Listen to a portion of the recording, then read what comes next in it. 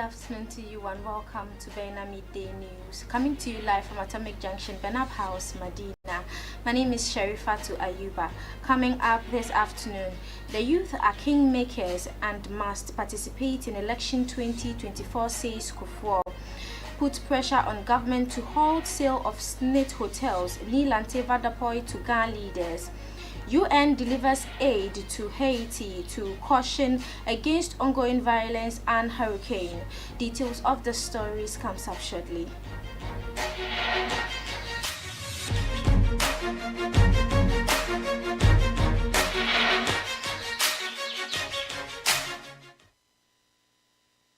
Thank you for staying with us. Don't forget we are streaming live on Facebook and on YouTube at Bena TV. Moving on, former President John Agyekum Kufuor has described the youth as the ultimate kingmakers, admonishing their full participation in the upcoming December general elections. In view of this, the Kufuor Scholar Foundation, in partnership with the National Commission of Civic Education, has launched a voter campaign aimed at improving youth participation in the December polls.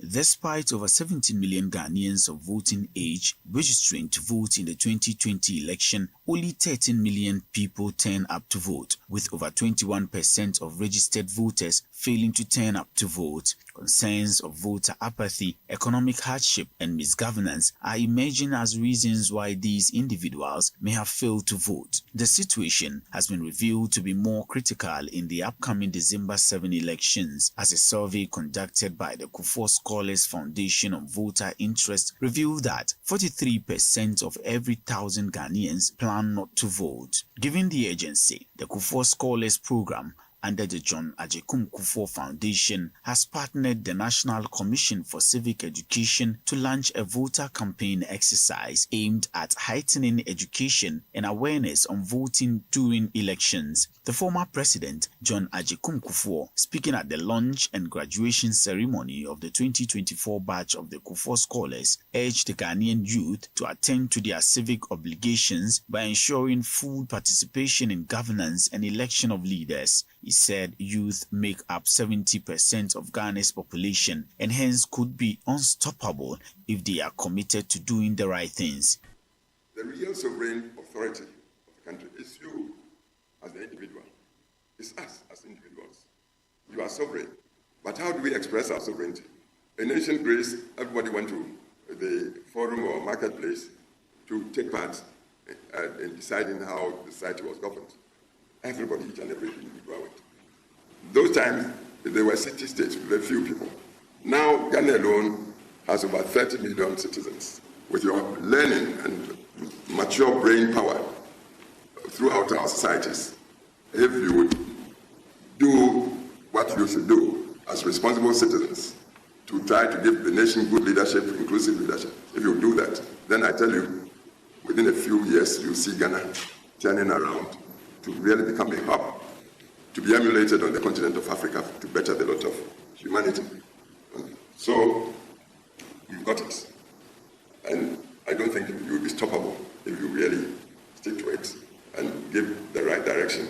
The voter campaign aims to utilize seminars, stakeholders, and community engagement to sensitize the Ghanaian populace, especially the youth, on their civic electoral duties. The campaign is themed Empowering Future Leaders, Education, Democracy, and Civic Engagement. For her part, the chairperson of the National Commission for Civic Education, Kathleen Addy, believes the full participation of the youth in elections and governance will highlight Ghana's democracy.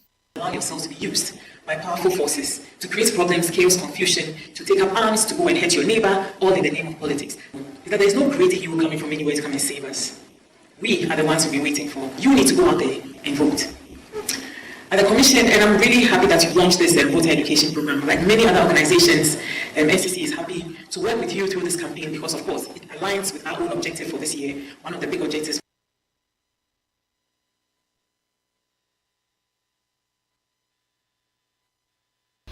The General Secretary of the National Democratic Congress, Fifi Kwete, has promised that the next NDC administration will prosecute all corrupt officials under the new Patriotic Party government.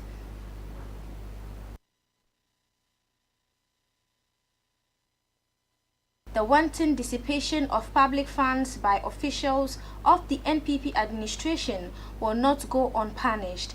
Speaking to journalists in Accra, Fifi Kwete urged Ghanaians to vote out the NPP in the upcoming December 7th polls. He said the best way to deal with the NPP is to get them out of power. He then called on the people of Ghana to rally together to make sure that corrupt officials are prosecuted to set an example for generations to come.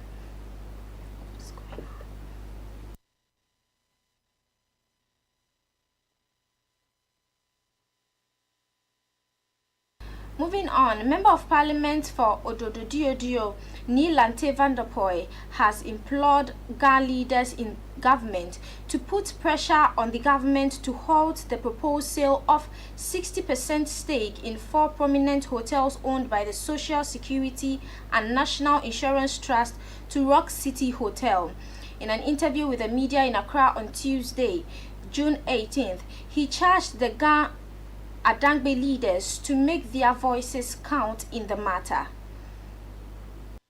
Neelante van der Poy noted that the Deputy Chief of Staff, the Interior Minister, and the Regional Minister are Ghanaians and expects them to show their sense of responsibility to the Ghana Adangbe people by putting pressure on government to listen to the cry of Ghanaians over the planned sale of the prominent hotels owned by SNIT. His comments come after the North Tongu MP Samuel Okujeto Ablakwa led hundreds of protesters to present a petition to the presidency on Tuesday, June 18. According to Neelante van der Poy, they should ensure that the petition is not treated like the anti-LGBTQ bill.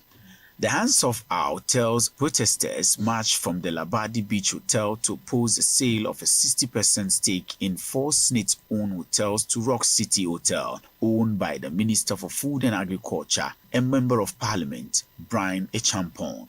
Neelante van der Poy also urged Ghana Adangbe youth to protect Ghanaians for future generations, condemning extensive looting of Ghana Adangbe land.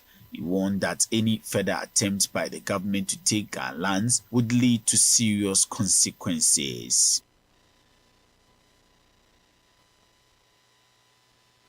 The Medical Laboratory Professional Workers Union has appealed to the government to immediately resolve the long-lasting concerns.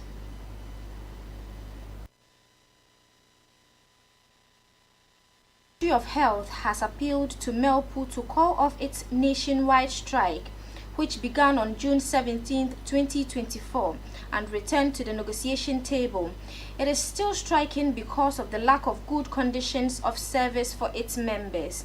On Tuesday, June 18th, management at the Menchia Government Hospital suspended planned surgeries and shut down the facility's theatre following the strike by MELPU. Sources at the facility indicated that only emergency surgery cases were attended to.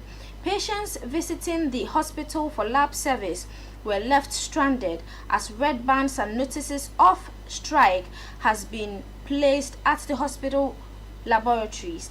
Speaking to the media in Accra on Tuesday, First Vice Chairman of MELPU, Dr. Franklin Ama, has expressed his desire to swift resolution so that members could return to work. He called on duty bearers to quickly rally around and call MELPU to the table in order for them to go back to work as quickly as possible.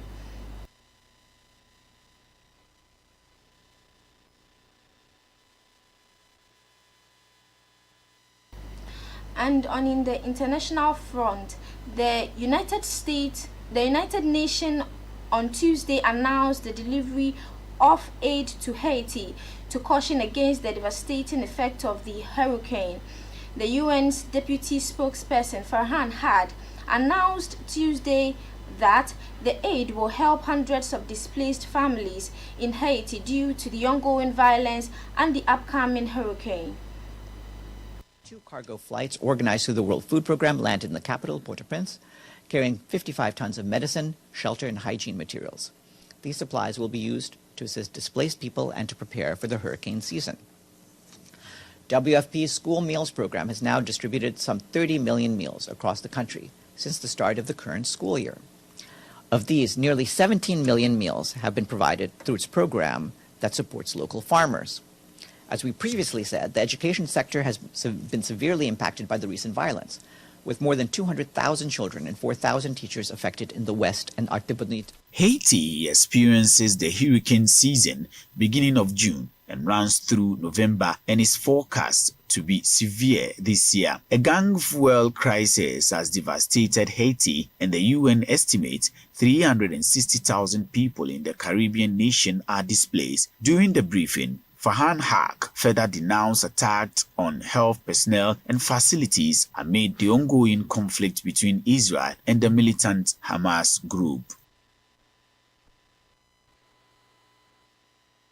And in sport, after a disappointing run in the Ghana Premier League, Asante Kotoko SC is now turning their focus towards the 2024-25 season with a major overhaul of their squad. The team's 6th place finish in the domestic top flight league was a wake-up call for the Porcupines to make significant changes by letting go of 11 players and bringing in new faces. Among the notable departures are the club's captain, Danlad Ibrahim, and George Infege, whose contracts have expired. Even Uganda international striker Stephen Desimo Kwala could not secure a contract renewal. Kotoko is taking a hard look at their performance in the previous season and is determined to challenge the top spot in the Ghana Premier League next season. This squad overhaul is a significant step towards achieving their goal. The following players have been officially released by the Porcupine Warriors: Kalu Autara, Nicholas Oseibunsu, Isaac Opong, Augustine Ichampong, Nicholas Mensah, John Tedeku, Sharif Mohammed, George Infege, Serge Eric Zizi, Danlad Ibrahim, and Moise Porti. And that is how we bring the bulletin to an end. You've been watching Midday News on Baina TV. My name is Sherifato Ayuba. Good afternoon.